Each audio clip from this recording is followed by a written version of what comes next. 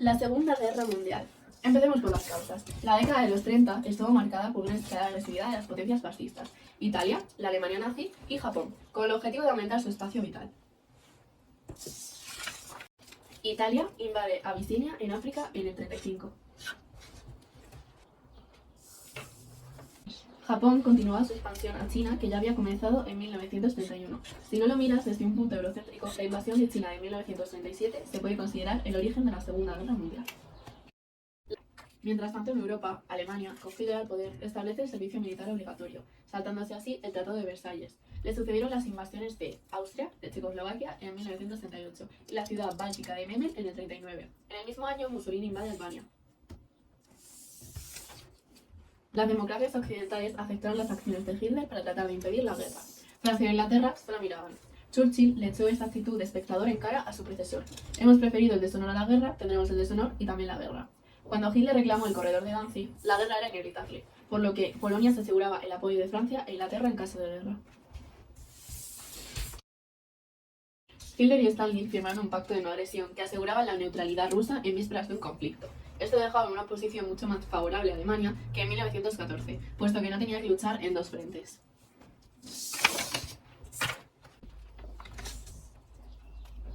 El panorama quedaba de la siguiente manera: por un lado los aliados, con Inglaterra, Francia y posteriormente Estados Unidos y Unión Soviética, y por el otro lado estarían las potencias del eje: Alemania, Italia y Japón, a los que se les unirían los regímenes dictatoriales de Eslovaquia, Hungría, Rumanía y Bulgaria.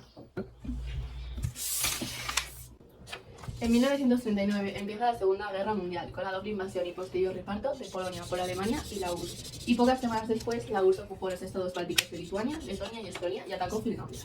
Francia y Reino Unido declaran la guerra a Alemania y el conflicto entra en una fase de estancamiento llamada la Guerra de Broma, en comparación con la dureza de los primeros meses de la Primera Guerra Mundial.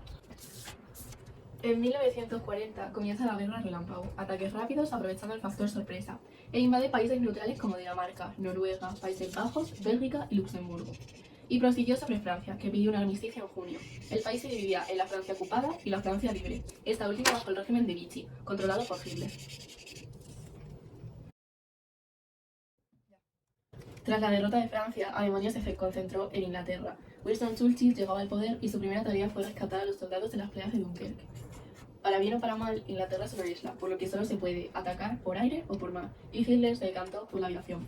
Ordenó la guerra total en bombardeo constante que durará desde otoño hasta la primavera siguiente, pero la aviación británica consiguió hacer frente a la alemana, y sobre todo la moral de los británicos salió reforzada de la prueba.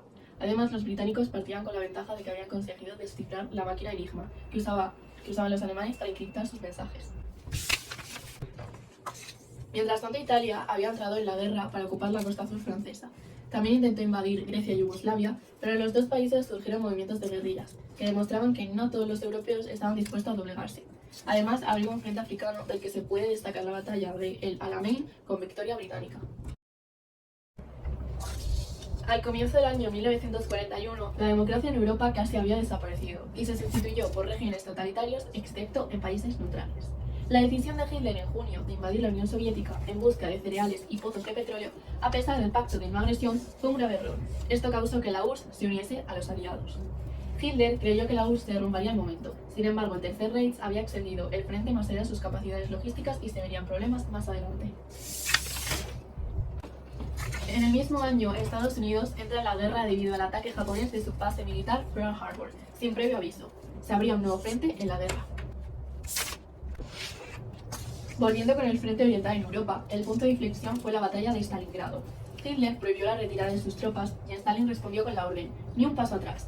La batalla de Stalingrado, que costó más de 1 millón de vidas, fue una gran victoria soviética. La meteorología fue decisiva en la batalla. Los alemanes, confiados en una victoria rápida, no iban preparados para el frío del invierno ruso y capitularon en 1943. Empezaba el avance soviético hacia las fronteras del Reich. El siguiente movimiento de los aliados fue el desembarco en Sicilia y la invasión de Italia en 1943. El régimen fascista se hundió, Mussolini fue arrestado e Italia pidió el armisticio a los aliados. Sin embargo, Mussolini, liberado por un comando alemán, fundó en el norte de Italia una república fascista que resistiría hasta el final de la guerra. Mientras tanto, los aliados llevaron a cabo bombardeos masivos a ciudades alemanas. A finales del 43, Roosevelt, Churchill y Stalin se reúnen en Teherán y pactan la apertura de un segundo frente en Europa. pues el mayor peso de los combates había recaído en la URSS.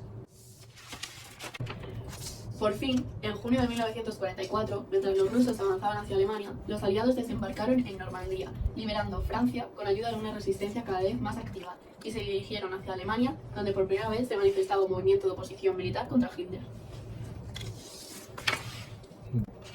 A comienzos de 1945, Alemania, ya sin aliados en Europa, era invadida por este y oeste, incapaz de evitar la derrota.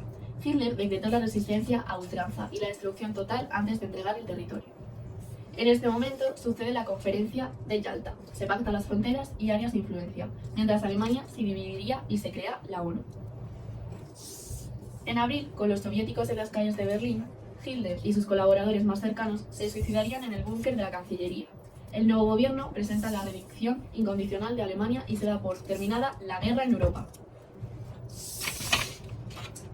Sin embargo, la guerra en el Pacífico seguía su curso, y para explicarla con más detalle, volvemos a los primeros años de la guerra.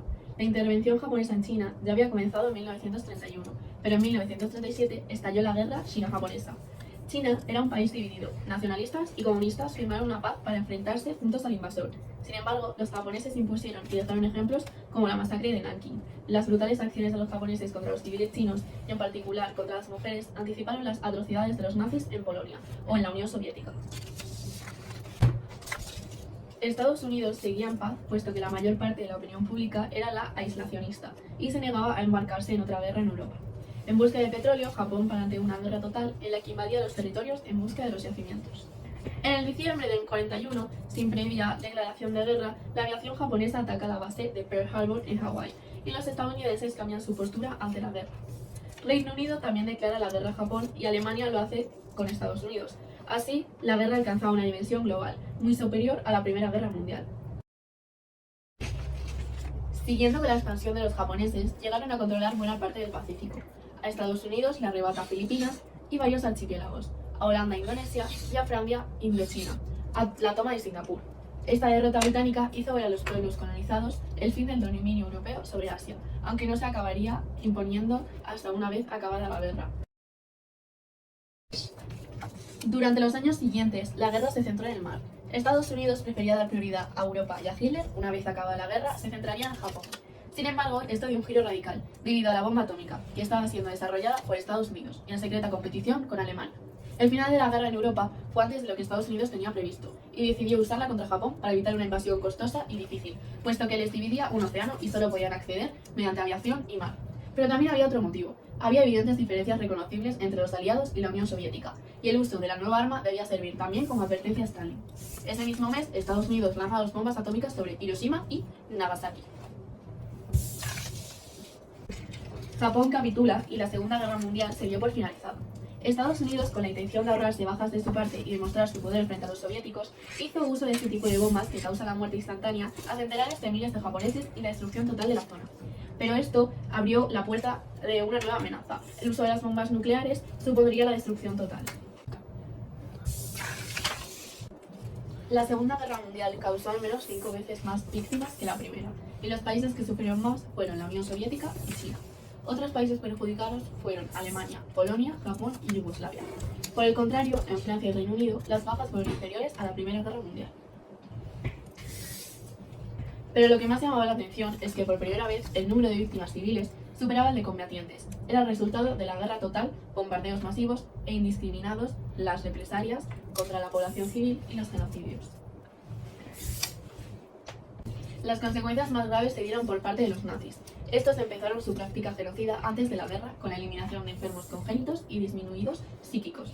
La política genocida se intensificó al comenzar la guerra, sobre todo en territorios ocupados. El momento clave sería a principios de 1942, tras la conferencia de Wannsee, que dio lugar a la construcción de una red de campos de exterminio, empleando todos los avances científicos y tecnológicos, con el fin de acabar con el problema judío, llamado por los nazis solución final y conocido en el resto del mundo como Holocausto.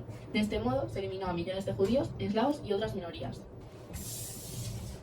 De la misma manera, Japón llevaba a cabo una política genocida que acabó en Extremo Oriente con millones de coreanos, chinos, filipinos e indonesios.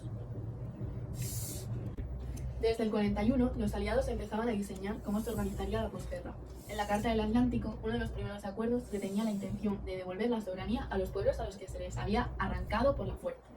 En 1945 tuvieron lugar las dos conferencias más importantes, cuando la guerra todavía no había acabado. Conferencia de Yalta.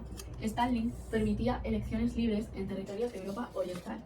Ocupados por sus tropas, se acordaba la división de Alemania en 4 zonas de ocupación y la creación de la ONU.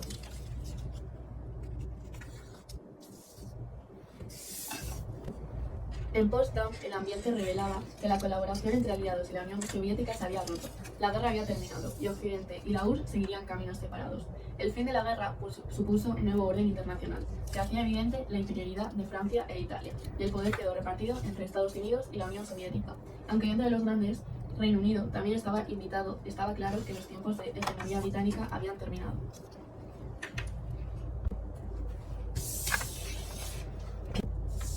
Adiós.